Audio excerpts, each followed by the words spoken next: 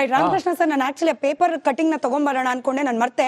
But ಅದ್ರ ಒಂದಷ್ಟು ಅಂಶಗಳನ್ನ ನಾನು ನೋಟ್ ಡೌನ್ ಮಾಡ್ಕೊಂಡಿದ್ದೆ. ನೋಡಿ, ಪ್ರಮುಖವಾಗಿ ಬೆಳಗಾವಿಯಲ್ಲಿ ಅಧಿವೇಶನ ನಡೆಯೋ ಸಂದರ್ಭದಲ್ಲಿ ಆ ಭಾಗದವ್ರಿಗೆ ಸಹಜ ನಿರೀಕ್ಷೆ, ಮಹದಾಯಿ ಬಗ್ಗೆ ಚರ್ಚೆ ಆಗ್ಲಿ, ಕೃಷ್ಣಾ ಮೇಲ್ದಂಡೆ ಯೋಜನೆಗೆ ಒಂದು ತಾರ್ಕಿಕ ಅಂತ್ಯ ಸಿಗೋ ತರ ಆಗ್ಲಿ, 371J ಬಗ್ಗೆ ಚರ್ಚೆ ಆಗ್ಲಿ, ನಂಜುಂಡಪ್ಪನವರ ವರದಿ, ನೇಮಕಾತಿ ವಿಚಾರ, ಇದು ಚರ್ಚೆ ಮಾಡೋ ಆಸಕ್ತಿ ವಿರೋಧ ಪಕ್ಷಗಳಿಗೂ ಕಡಿಮೆ.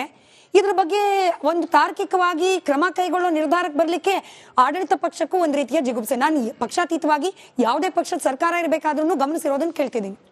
ನೋಡಿ ಸ್ಮಿತಾ, ಚಳಿಗಾಲದ ಅಧಿವೇಶನ ನಾನು ಕೆಲವು ಸಲ ಅಟೆಂಡ್ ಮಾಡಿದ್ದೀನಿ ಬೆಳಗಾಂನಲ್ಲಿ. ಅಲ್ಲಿ ಚುಮು ಚಳಿ ಇರುತ್ತೆ. ಅದ್ರ ಜೊತೆಗೆ ಆಡಳಿತ ಪಕ್ಷಕ್ಕೆ ಒಂದಷ್ಟು ಚಳಿ ಬಿಡಿಸುವಂತ ಕೆಲಸವನ್ನ ವಿರೋಧ ಪಕ್ಷಗಳು ಮಾಡ್ಕೊಂಡ್ ಬಂದಿವೆ.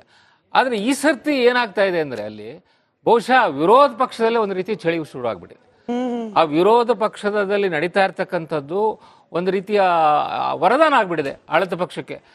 ಆಡಳಿತ ಪಕ್ಷದ ಮೇಲೆ ಎಷ್ಟೊಂದು ಸ್ಕ್ಯಾಮ್ಸ್ ಇದೆ, ಎಷ್ಟೊಂದು ಪ್ರಾಬ್ಲಮ್ಸ್ ಇದಾವೆ, ಅದನ್ನ ರೈಸ್ ಮಾಡ್ತಾರೆ ಅಂತ ಹೇಳ್ಬಿಟ್ಟು ಯೂಶಲಿ ಏನಾಗುತ್ತೆ, ಸೆಷನ್ಗೆ ಮೊದಲು ಆಡಳಿತ ಪಕ್ಷ ಹೆದರ್ಕೊಂಡ್ಬಿಟ್ಟಿರ್ತಾರೆ. ಯಾವ್ಯಾವ ವಿಷಯಗಳನ್ನ ರೈಸ್ ಮಾಡ್ತಾರಪ್ಪ, ಜನಗಳ ಮುಂದೆ ತೊಗೊಂಬಂದ್ಬಿಡ್ತಾರೆ ಅಂತ ಹೇಳಿ.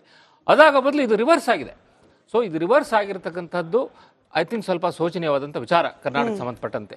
ಇದರಲ್ಲಿ ಆಂತರಿಕವಾಗಿ ಬಿಜೆಪಿನಲ್ಲಿ ನಡೀತಾ ಇರ್ತಕ್ಕಂಥದ್ದೇ ಮುಖ್ಯವಾಗಿ ಇದಕ್ಕೆ ಆಗಿರ್ತಕ್ಕಂಥದ್ದು. ಸೊ ಇದನ್ನ ಯಾಕೆ ಸಾರ್ಟ್ ಔಟ್ ಮಾಡ್ಲಿಕ್ಕಾಗಿಲ್ಲ? ಇನ್ನು ಇಷ್ಟು ದಿವಸ ಆದರೂ ಬರೀ ಅದ್ರ ಮೇಲೆ ತೇಪೆ ಹಾಕುವ ಕೆಲಸ ಮಾಡ್ತಾ ಇದ್ದಾರೆ ಹೊರತು ಅದನ್ನ ಸಾರ್ಟ್ ಔಟ್ ಮಾಡಕ್ ಆಗಿಲ್ಲ ಅವ್ರ ಕೈಲಿ. ಈಗ ನೀವು ವಿಜೇಂದ್ರ ಅವರನ್ನ ಪಕ್ಷದ ಅಧ್ಯಕ್ಷರಾಗಿ ಮಾಡಿದ್ರಿ, ಅದನ್ನ ಒಂದು ಬಣ ಒಪ್ಕೊಳ್ಳಿಕ್ ತಯಾರಿಲ್ಲ. ಅದರ ಮುಂಚೂಣಿಯಲ್ಲಿ ಯತ್ನಾಳ್ ಅವರಿದ್ದಾರೆ. ಯತ್ನಾಳ್ ಅವರು ಇವತ್ತು ಡೈರೆಕ್ಟ್ ಆಗಿ ಪಕ್ಷ ಏನು ರೈಸ್ ಮಾಡಬೇಕು ಅಂತಿದ್ರು ಅದು ವಿರುದ್ಧವಾದ ಬೇರೆ ಒಂದು ಇಶ್ಯೂನ ತಗೊಂಡ್ಬರ್ತಾರೆ. ಈಗ ಒಂದು ಶಾಸಕಾಂಗ ಪಕ್ಷದಲ್ಲಿ ಒಂದು ನಿರ್ಧಾರಗಳಾಗುತ್ತೆ, ಏನೇನು ವಿಚಾರಗಳನ್ನ ನಾವು ಈ ಸರಿ ತೆಗಿಬೇಕು ಅಂತ ಹೇಳ್ಬಿಟ್ಟು ಅದನ್ನ ಎತ್ತುವಾಗ ನಿಮ್ಮ ಪಕ್ಷದವರೇ ಒಬ್ಬರು ಹಿರಿಯ ನಾಯಕರು ಹೋಗ್ಬಿಟ್ಟು ಅಲ್ಲಿ ಬಾವಿಗಿಳಿದ್ಬಿಟ್ಟು ಬೇರೆ ವಿಚಾರವನ್ನು ಎತ್ತುವುದು, ಇದು ಒಂದು ಪಕ್ಷಕ್ಕೆ ವಿರೋಧವಾದಂತಹ ವಿಚಾರ. ಒಂದು ನಿಮಿಷ ಚಂದ್ರಶೇಖರ್. ಸೊ ಪಕ್ಷಕ್ಕೆ ವಿರೋಧವಾದಂತಹ ಕೆಲಸವನ್ನು ಮಾಡ್ತಾ ಇರೋದ್ರ ಬಗ್ಗೆ ಕ್ರಮ ತಗೊಳ್ಬೇಕು. ಆ ಕ್ರಮ ತಗೊಳಕ್ ಆಗ್ತಾ ಇಲ್ಲ. ಅದರಿಂದ ನನಗನ್ಸುತ್ತೆ it's a very pathetic state of affairs as far as BJP is concern. But Congress party ವಿಚಾರ ತಗೊಳ್ಳಿ. ಈಗ ಅಶೋಕ್ ಅವ್ರು ಹೇಳ್ದಂಗೆ ಇದು ಗುರುವಾರದ ಸರ್ಕಾರ ಆಗಿದೆ ಅಂತ. ಅದನ್ನ ನಾವು ಎಲ್ಲ ವಿಧಾನಸೌಧಕ್ಕೆ ಹೋಗೋರು ನೋಡ್ತಾ ಇದೀವಿ. ಗುರುವಾರ ಬಿಟ್ರೆ ಬೇರೆ ದಿವಸ ಯಾವ ದಿವಸನೂ ಮಂತ್ರಿಗಳು ಇರಲ್ಲ. ಸೊ ಹಾಗಾಗಿ ಅಧಿಕಾರಿಗಳು ಇರಲ್ಲ. ಸೀನಿಯರ್ ಅಧಿಕಾರಿಗಳು ಕೆಲವರು ಕೆಲಸ ಮಾಡೋದ್ ಬಿಟ್ರೆ ಉಳಿದವ್ರು ಯಾರು ಕೆಲಸ ಮಾಡಲ್ಲ. ಯಾಕಂದ್ರೆ ಬೇರೆಯವ್ರಿಗೆ ಯಾರಿಗೂ ಕೆಲಸ ಇಲ್ಲ. ಈಗ ಸಬ್ಸಿಡಿ ಬಿಟ್ಟು ಬೇರೆ ಅಭಿವೃದ್ಧಿ ಕೆಲಸಗಳೇ ಇಲ್ವಲ್ಲ. ಹಾಗಾಗಿ no development work is taking place. So that is also a fact. ಅದರಿಂದ ಇದು ಎರಡೂ ಪಕ್ಷಗಳಲ್ಲೂ ಆಗಿರ್ತಕ್ಕಂಥ ಒಂದು ರೀತಿಯ ಪ್ಯಾರಾಲಿಸಿಸ್. ಈ ಪ್ಯಾರಾಲಿಸಿಸ್ ಇಂದ ಕರ್ನಾಟಕ ರಾಜ್ಯ ಹೊರಗೆ ಬರಬೇಕಾಗಿದೆ.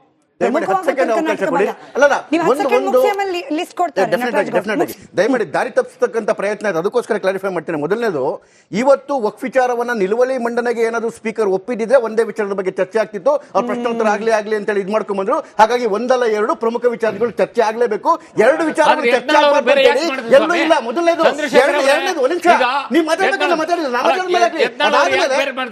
ನೀವು ಪಕ್ಷ ಹೇಳಿದ್ದು ಅದನ್ನೇ ಹೇಳಿದ್ದು. ನೀವು ಶಾಸಕಾಂಗ ಪಕ್ಷದ ಸಭೆ ನಡೆದೇ ಇಲ್ಲ ಇಲ್ಲಿವರೆಗೂ. ಶಾಸಕಾಂಗ ಪಕ್ಷ ಸಭೆ ಈಗ 7 ಗಂಟೆಗೆ ಇರೋದು.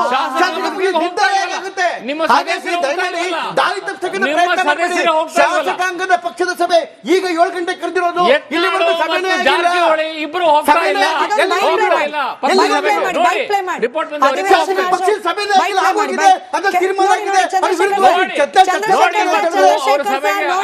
ರೈತರಿಗೆ ಅವಕಾಶ ಕೊಡಿ. ರೈತರಿಗೆ ಕೊಡಬೇಕಾದ್ರೆ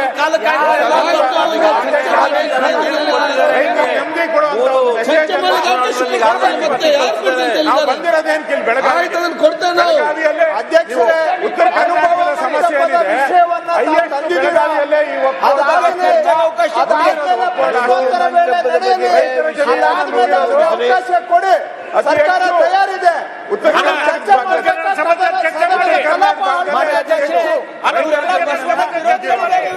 ನೀವು ಇಲ್ಲಿ ಚರ್ಚೆಗೆ ಅವಕಾಶ ಕೊಟ್ಟಿಲ್ಲ.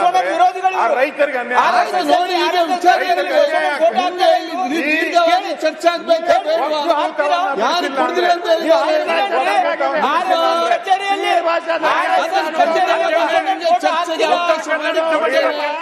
ಚಂದ್ರಶೇಖರ್ ಸರ್, ಇದು ಯಾಕೆ ಪ್ಲೇ ಮಾಡಿದ್ವಿ ಅಂದ್ರೆ, ನೀವು ಹೇಳ್ತಿದ್ರಲ್ಲ ಎತ್ತು ಕೋಣ ನಮ್ ಪಕ್ಷ ಅಲ್ಲ ಕಾಂಗ್ರೆಸ್. ಇಲ್ಲಿ ಯತ್ನಾಳ್ ಅವರು ಬಾವಿಗಿಳಿದು ವಫ್ ವಿಚಾರಕ್ಕೆ ಪೇಪರ್ ಇಟ್ಕೊಂಡು ಸ್ಪೀಕರ್ ತೋರಿಸಿದ್ದಾರೆ. ಆ ಕಡೆ ಅಶೋಕ್ ಅವರು ಪಂಚಮಸಾಲಿ ಮೀಸಲಾತಿ ಬಗ್ಗೆ ಮಾತನಾಡ್ತಿದ್ದಾರೆ. ನಿಮ್ಮದೇ ಪಕ್ಷದ ಇಬ್ಬರು ನಾಯಕರು ತದ್ವಿರುದ್ಧ ಹೋರಾಟ ಅಲ್ಲ. ಯಾವಾಗ್ಲೂ ಅಷ್ಟೇ ನೋಡಿ, ಮಾಡಿರ್ತಕ್ಕಂಥ ಸ್ಪೀಕರ್ ಮಾಡಿರೋ ತಪ್ಪು ನಿಲುವಳಿ ಸೂಚನೆ ಮಂಡನೆ ಮಾಡಿದಾಗ that is the most important factor. ಪ್ರಶ್ನೋತ್ತರ ಯಾವಾಗಲೂ ಆಮೇಲೆ ಪೋಸ್ಟ್ಪೋನ್ ಮಾಡ್ತಕ್ಕಂಥ ಎಲ್ಲ ಅಧಿಕಾರನೂ ಇರುತ್ತೆ, ಆದ್ರೆ ನಿಲುವಳಿ ಸೂಚನೆಗೆ ಅವ್ರಿಗೆ ಅವಕಾಶವೇ ಕೊಡಲಿಲ್ಲ. ಪ್ರಶ್ನೋತ್ತರ ಅಂತ ಹೇಳಿದ್ರು. ಮತ್ತೆ ಒಂದು ವಿಚಾರ ಮಾತಾಡ್ಬೇಕಾದ್ರೆ ಎರಡನೇ ತುಂಬಾ ಇಂಪಾರ್ಟೆಂಟ್ ವಿಚಾರ ಯಾಕೆ ಅಂತ ಹೇಳಿದ್ರೆ, ನಾಳೆನೇ ಪ್ರತಿಭಟನೆ ಇರೋದು, ಗೃಹ ಸಚಿವರು ಹೇಳ್ತಾರೆ ನಾವು ಪ್ರತಿಭಟನೆಗೆ ಅವಕಾಶ ಕೊಡೋದಿಲ್ಲ ಅಂತ ಹೇಳಿ. ಪ್ರಜಾಪ್ರಭುತ್ವದಿಂದ ಎಲ್ಲಿದ್ದೀವಿ ನಾವು? ಹಾಗಾಗಿ ಮತ್ತೆ ಪಂಚಮಸಾಲಿ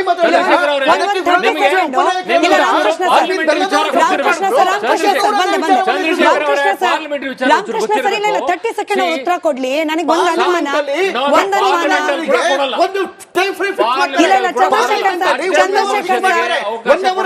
ಚಂದ್ರಶೇಖರ್ ಅವರೇ ಇಲ್ಲಿ ಪ್ರಶ್ನೋತ್ತರವರಿಗೆ ಫಿಕ್ಸ್ ಆಗೋಲ್ಲ. ಕಾಂಪ್ಲಿಕೇಶನ್ ಇಲ್ದಲೆ 150 ಸುದ್ದಿ, 120 ಇಂಪ್ಯಾಕ್ಟ್. ಸೂಪರ್ 3 ಇಲ್ಲೇ ಡ್ರಾ, ಇಲ್ಲೇ ಬಹುಮಾನ. ಮಾಧ್ಯಮ ಇತಿಹಾಸದಲ್ಲೇ ಮೊದಲು ಪರಿಹಾರ ಪತ್ರಿಕೋದ್ಯಮ.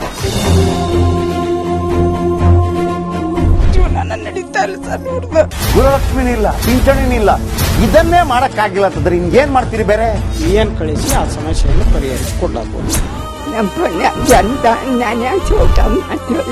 ಒಬ್ಬ ಅಜ್ಜಿ, ಅವರು ವಿಕಲಚೇತನರು, ಯಾರ ಹತ್ರ ಹೇಳೋದು? ನಿಮ್ ಪ್ರಾಬ್ಲಮ್ ಏನಪ್ಪಾ ಅಂತ ಕೇಳೋದಕ್ಕೆ ಯಾರು ಇಲ್ವಲ್ಲ. ಆಗ ನಾವಿರ್ತೀವಿ, ನಾವಿರೋದೇ ನಿಮ್ಗಾಗಿ. ನಾನು ಇರುವವರೆಗೆ ಅವ್ರು ಇರುವವರೆಗೆ 1000 ರೂಪಾಯಿ ತಿಂಗಳು ಆಗ್ತೀನಿ.